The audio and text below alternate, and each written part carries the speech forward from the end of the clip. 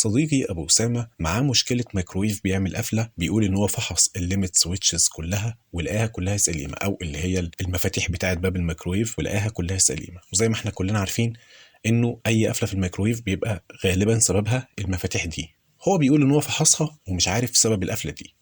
طيب تمام، انا هقول لك على تجربتي. قبل كده كان معايا الميكرويف ده، زي ما انت شايف الميكرويف ده كان بتاع يعني، او كان جاي من احد الفنيين اصدقائي. الراجل ده جاب لي الميكرويف وقال لي انه الميكرويف فيه قفله، وفعلا نفس مشكله ابو اسامه صديقنا.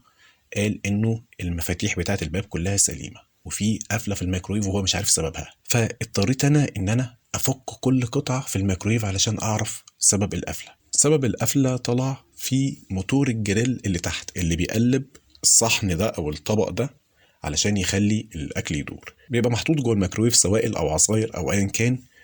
السوائل دي بتنزل على موتور الجريل بتعمل قفله. فانا اعتقد يا ابو اسامه ان هي دي ممكن تكون نفس المشكله اللي عندك. الميكرويف ده يا جماعه كنا فكيناه حته حته وركبناه تاني وشرحنا الدايره بتاعته بشكل عملي. الفيديو ده للاسف طويل وهيتعبني في المونتاج. لو لقيت طلب ان انا انزل الفيديو ده فهتعب نفسي في المونتاج بتاعه. ارجوك ما تنساش والدي ومحمود اخويا من صالح دعائك، ولو استفدت مني حاجه يا ريت تدعي ليا وليك بالصحه والستر وراحه البال والهدايه للطريق الصحيح والمستقيم.